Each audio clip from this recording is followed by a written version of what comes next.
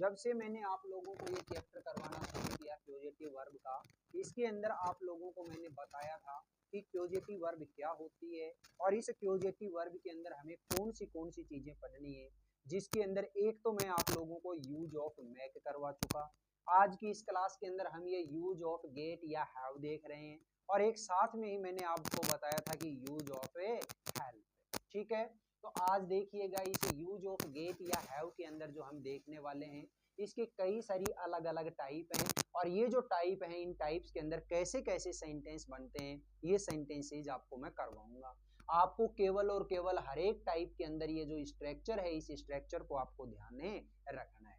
अगर आप इस स्ट्रक्चर के ऊपर डिपेंडेड कुछ 5-10 सेंटेंस आप अपने आप से बना लेंगे तो किसी तरीके की आपको कोई दिक्कतें नहीं रहेगी। देखिएगा, सबसे पहले मैंने यहाँ पे स्ट्रक्चर लिखा, तो इस स्ट्रक्चर के अंदर क्या है, सबसे पहले सब्जेक्ट, इसके बाद में या तो आप गेट लगाओ या फिर हैव लगाओ, दोनों में से कोई भी एक चीज काम में ले सकते हो। अगर आप गेट लगाना चाहते हैं तो गेट लगा लो और हैव लगाना चाहते हैं तो हैव लगा ले। लेकिन यहाँ पे इतना ध्यान जरूर रखिएगा कि दिया गया सेंटेंस अगर जिस भी टेंस के अंदर है उसी के अकॉर्डिंग हमें यहाँ पे काम में लेना है। प्रेजेंट टेंस में है तो आप गेट या हैव को काम में लेना, अगर पास्ट टेंस में है तो इनकी सेकंड फॉर्म कर देना, गेट की सेकंड फॉर्म गॉट और हैव की सेकंड फॉर्म है हैड। ठीक है, इस तरीके से ये छोटी छोटी जो चीजें ये आपको ध्यान में रखनी है। तो सबसे पहले सब्जेक्ट, इसके बाद में गेट या हैव, इसके बाद में डायरेक्ट ऑब्जेक्ट, इसके बाद में वर्ब की थर्ड फॉर्म और इसके बाद में अदर ऑब्जेक्ट। ठीक है, अब सबसे पहले बात तो ये आती है कि सर यहाँ पे आप ये लिखते हो डायरेक्ट ऑब्जेक्ट, कल हमने जो चीजें देखी थी उसके अंदर हम देख रहे थे इनडायरेक्ट ऑब्जेक्ट, तो ये डायरेक्ट ऑब्जेक्ट और इनडायरेक्ट ऑब्जेक्ट हैं क्या, कम से कम ये तो पता होना चाहिए। तो देखिए, मैंने एक छोटा सा पहले यहाँ पे एक सेंटेंस लिख के दिखा रहा हूं आप लोगों को, ध्यान से देखिएगा। आपको यहाँ पे मैंने एक सेंटेंस लिखा जैसे काऊ गिव्स अस मिल्क। ठीक है, एक मान लो मैंने एक सेंटेंस और लिखा, I gave a gift to my sister. ये दो सेंटेंस लिखे हैं मान लो मैंने छोटे छोटे। पहला जो सेंटेंस है, इस सेंटेंस में क्या बोला, काऊ गिव्स अस मिल्क, गाय हमें दूध देती है। इस सेंटेंस के अंदर ये जो वर्ड है ये तो क्या है, नाउन है, यानी कि इस सेंटेंस का सब्जेक्ट है। ये सेंटेंस, ये वर्ड जो है, ये वर्ड क्या है यहाँ पे, वर्ब है। ये क्या है यहाँ पे, ऑब्जेक्ट नंबर 1 है और ये है ऑब्जेक्ट नंबर 2। डबल ऑब्जेक्ट का ये सेंटेंस है। इस डबल ऑब्जेक्ट के अंदर एक जो ऑब्जेक्ट है वो ऑब्जेक्ट तो है मेरा इनडायरेक्ट है और दूसरा जो ऑब्जेक्ट है वो क्या है, डायरेक्ट है। अब डायरेक्ट ऑब्जेक्ट क्या है और इनडायरेक्ट ऑब्जेक्ट क्या है, ये चीज हमें देखनी है। देखिएगा, सबसे पहले ध्यान से सुनिए, डायरेक्ट ऑब्जेक्ट वो होता है जिस चीज का हम कोई इंपोर्ट एक्सपोर्ट कर रहे हैं, कोई लेन देन कर रहे हैं। ठीक है, तो यहाँ पे हमने देखा गाय है, वो गाय हमें क्या दे रहे हैं, मतलब हमें मिल कर क्या रहा है, जो मिलने वाली चीज है या फिर हम जो चीज दे रहे हैं वो चीज का जो एक्सपोर्ट इंपोर्ट हो रहा है ना, वो तो क्या होता है हमारा डायरेक्ट ऑब्जेक्ट। तो यहाँ पे गाय है, वो गाय हमें क्या दे रही है, दूध दे रही है। इसका मतलब ये जो वर्ड है ना, ये तो हमारा क्या हो गया, डायरेक्ट ऑब्जेक्ट है। और जिसको भी किसी को मिल रहा है, हमें मिल रहा है, चाहे मुझे मिल रहा है, चाहे आपको मिल रहा है, चाहे उसको मिल रहा है, चाहे उनको मिल रहा है, किसी को भी अगर मिल रहा है तो वो क्या है, इनडायरेक्ट ऑब्जेक्ट। ठीक है, इसी तरीके से यहाँ दूसरा सेंटेंस देख लो, तो दूसरे सेंटेंस में क्या है, I gave a gift to my sister. तो यहाँ पे ये वाला जो वर्ड है ये तो है इसमें सब्जेक्ट, ये है वर्ब, ये है ऑब्जेक्ट नंबर 1 और ये है ऑब्जेक्ट नंबर 2। तो ये वाला जो सब ऑब्जेक्ट है, इस ऑब्जेक्ट को आप क्या कहेंगे, इसको कहेंगे डायरेक्ट ऑब्जेक्ट। क्यों, क्योंकि ये वो चीज है जिसका आदान प्रदान हो रहा है, जिसका इंपोर्ट एक्सपोर्ट हो रहा है, एक जगह से दूसरी जगह के ऊपर ये चीज जा रही है। तो ये तो क्या हो गया मेरा डायरेक्ट ऑब्जेक्ट है। और किसको मिल रहा है, मेरी दीदी को मिल रहा है, मेरी सिस्टर को मिल रहा है, तो ये क्या हो गया इसके अंदर है, इनडायरेक्ट ऑब्जेक्ट। तो इस चीज को आप हमेशा याद रखिएगा कि डायरेक्ट ऑब्जेक्ट क्या होता है और इनडायरेक्ट ऑब्जेक्ट क्या होता है। ठीक है, आज के बाद में शायद कभी नहीं भूलोगे कि ये डायरेक्ट क्या है और इनडायरेक्ट क्या है। अब देखिएगा ये जो हमने स्ट्रक्चर देखा है, इस स्ट्रक्चर के अंदर आपको जो काम में लेना है वो काम में क्या लेना है, यहाँ पे डायरेक्ट ऑब्जेक्ट है। और ये जो डायरेक्ट ऑब्जेक्ट है, इस डायरेक्ट ऑब्जेक्ट के आधार पे हम यहाँ पे सेंटेंस अभी बना रहे हैं, देखिएगा बहुत अच्छे से। तो इसका जो स्ट्रक्चर है वो क्या हो गया, सब्जेक्ट प्लस गेट या have plus direct object plus verb की थर्ड फॉर्म और इसके बाद में अदर ऑब्जेक्ट। चलो एग्जाम्पल की बात करते हैं। मैं अपने कपड़े लॉन्ड्री में धुलवाता हूं। तो पहली बात तो यही है, लॉन्ड्री क्या है सर, वो जगह है जहां पे कपड़े धोने का काम किया जाता है, उस जगह को क्या बोलते हैं, लॉन्ड्री बोलते हैं। ध्यान में रखना इस चीज को। तो देखिएगा ये सेंटेंस है, इस सेंटेंस को अपन बनाते हैं। सबसे पहले तो इस सेंटेंस का सब्जेक्ट क्या है, मैं, यानी कि आई। अब आई के बाद में देखिए, मैं अपने कपड़े लॉन्ड्री में धुलवाता हूं, मतलब प्रेजेंट की बात है, और प्रेजेंट की बात है तो या तो गेट लगा दो या हैव लगा दो। तो मैंने लगा दिया यहाँ पे गेट। अब इसके बाद में डायरेक्ट ऑब्जेक्ट, तो यहाँ पे डायरेक्ट ऑब्जेक्ट क्या है, अपने कपड़े, तो क्या हो जाएगा, माय क्लॉथ्स, माय क्लॉथ्स। अब इसके बाद में वर्ब की थर्ड फॉर्म, वर्ब क्या है यहाँ पे, धुलवाना। तो ये जो धुलवाना है इसको हम क्या बोलेंगे, वॉश, और वॉश की थर्ड फॉर्म क्या हो जाएगी, वॉश्ड। अदर ऑब्जेक्ट क्या है, इन द लॉन्ड्री, ये लीजिएगा, ठीक है। I get my clothes washed in the laundry, मैं अपने कपड़े लॉन्ड्री में धुलवाता हूं। नेक्स्ट देखो, मैंने अपना स्कूटर मरम्मत करवाया। एक तो होता है मरम्मत करना और एक है मरम्मत करवाया। तो यहाँ पे हम तो क्या देख रहे हैं, एक्यूजेटिव वर्ब देख रहे हैं, जिसमें हम काम जो होता है वो काम किसी दूसरे से करवा रहे होते हैं। तो यहाँ पे देखिए, मैंने अपना स्कूटर मरम्मत करवाया, सबसे पहले सब्जेक्ट लगाओ मैंने, यानी कि आई। आई के बाद में अब करवाया, मतलब पास्ट टेंस की बात है, पास्ट की है, तो अगर इसको काम में लेते हैं तो क्या लगा दो, गॉट, और इसको अगर काम में लेते हैं तो क्या लगा दो, हैड। ठीक है, आपकी मर्जी है, कोई दिक्कत नहीं है।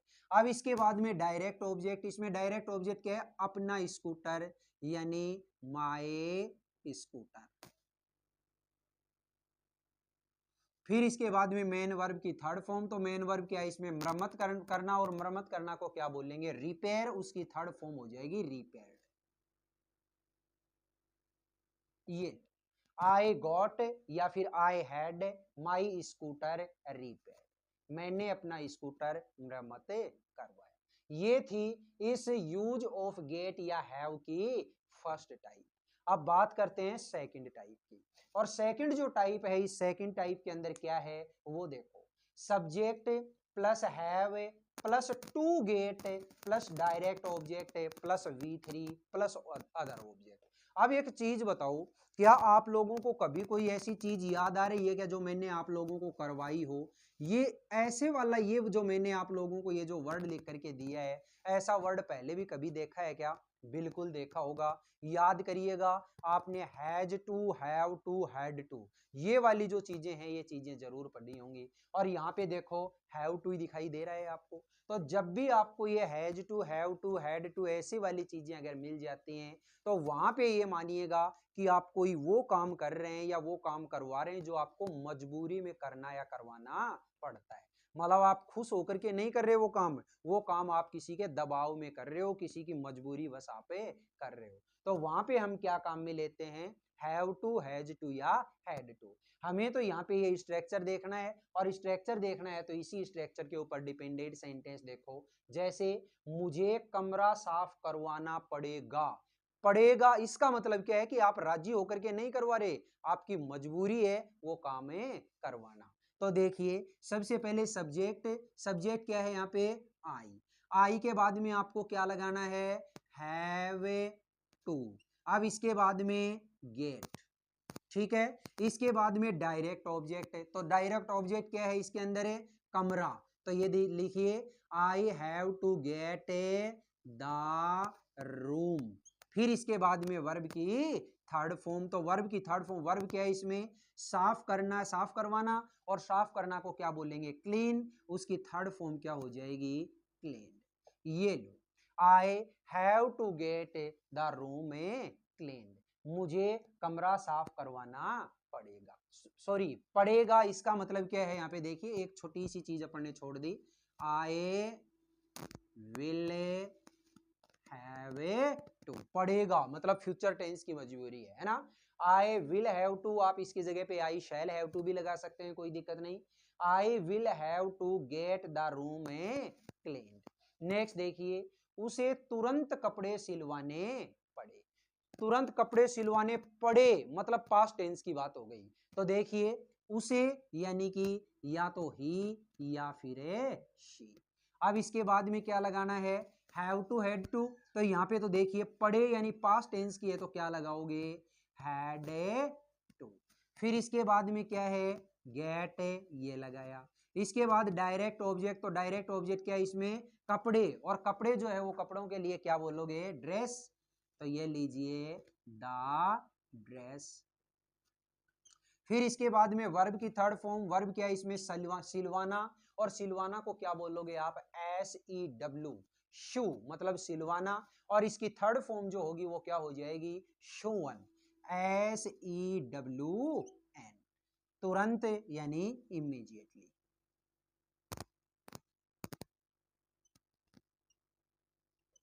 ये लीजिएगा, ठीक है। शी या ही had to get the dress shown immediately, उसे तुरंत कपड़े सिलवाने पड़े। ये देखिएगा, आगे चलते हैं हमें इसकी टाइप नंबर 3 पे। टाइप नंबर 3 के अंदर क्या है, सबसे पहले सब्जेक्ट, इसके बाद में यूज टू, इसके बाद गेट, फिर ऑब्जेक्ट, फिर वर्ब की थर्ड फॉर्म, इसके बाद other object.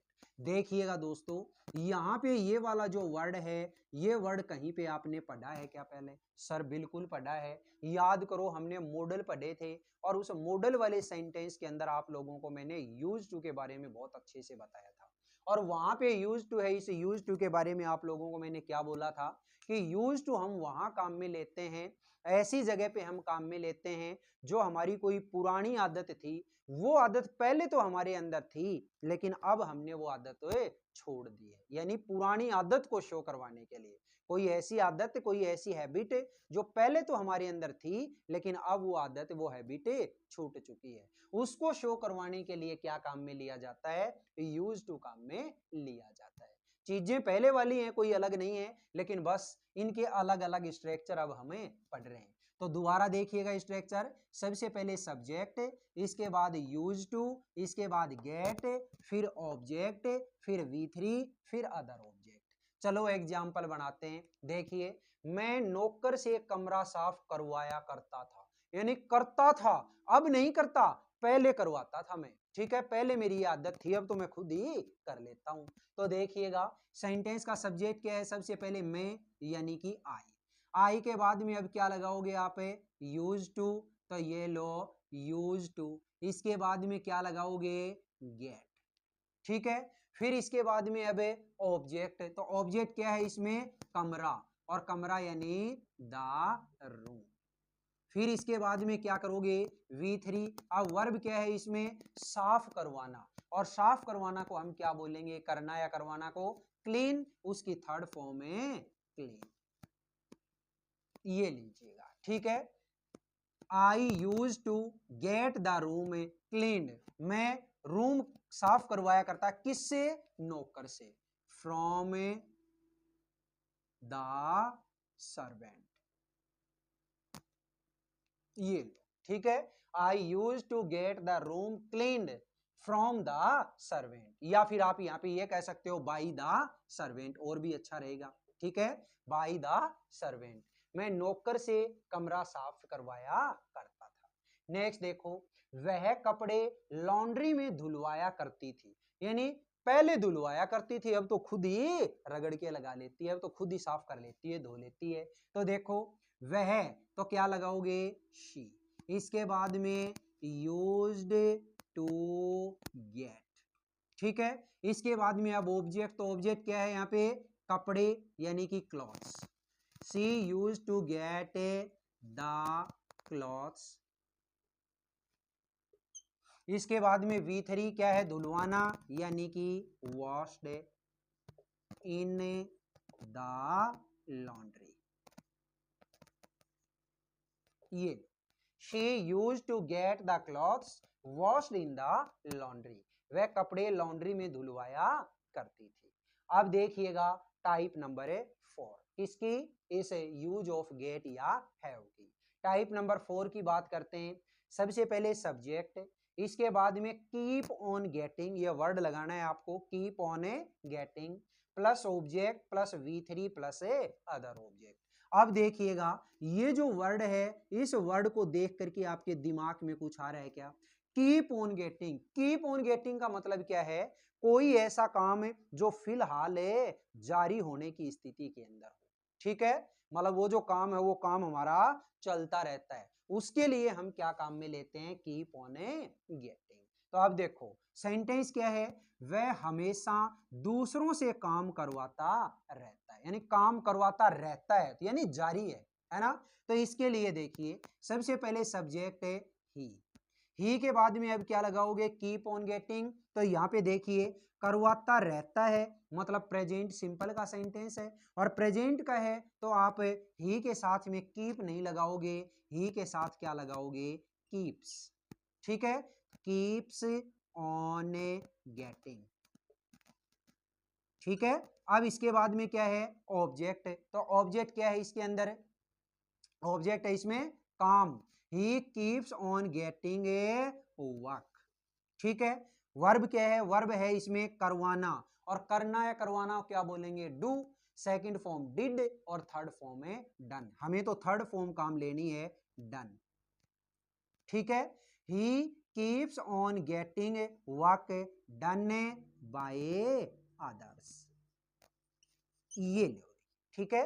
He keeps on getting work done by others, वह हमेशा दूसरों से काम करवाता रहता है। एक वर्ड छूट गया हमेशा, तो यहां पे आप क्या लिखोगे? इस जगह के ऊपर, इस जगह के ऊपर आप वर्ब क्या वर्ड लिखोगे? ऑलवेज, ठीक है। ही always keeps on getting work done by others. Next देखो, वे पेड़ लगवाते रहते हैं। अब देखिएगा वे, तो वे के लिए क्या है? They.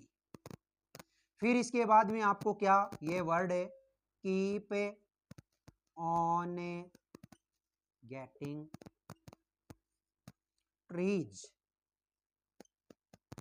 Keep on getting a trees. अब इसके बाद में V3, तो वर्ब क्या है इसमें? लगवाना, पेड़ लगवाना, और पेड़ लगवाना को हम क्या बोलते हैं? प्लांट, और उसकी थर्ड फॉर्म क्या हो जाएगी? प्लांटेड, ये लो भाई, ठीक है। They keep on getting trees planted, वे पेड़ लगवाते रहते हैं।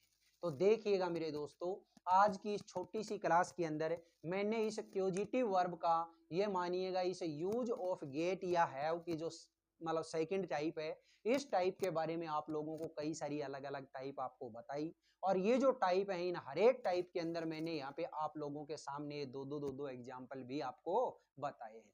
मैं तो आपको एक ही सलाह देने की कोशिश करूंगा कि आप लोग हर एक जो ये टाइप है, इस हर टाइप के ऊपर कम से कम आप लोग 5-5 सेंटेंस अपने घर बैठ करके जरूर बनाइएगा। अगर ये इस तरीके से 5-5, 7-7, 10-10 सेंटेंस आप लोगों ने अच्छे से बना लिए, तो आप लोगों को इस टाइप से रिलेटेड और इस चैप्टर से रिलेटेड शायद कभी कोई दिक्कतें नहीं आएगी। मुझे पता है कि ये ऐसे वाले जो ये सब्जेक्ट हैं, ऐसे वाले मतलब ये जो टॉपिक हैं, ये टॉपिक आपके एग्जाम के पर्पज से इंपॉर्टेंट नहीं है, ये टॉपिक आपके एग्जाम में नहीं आते।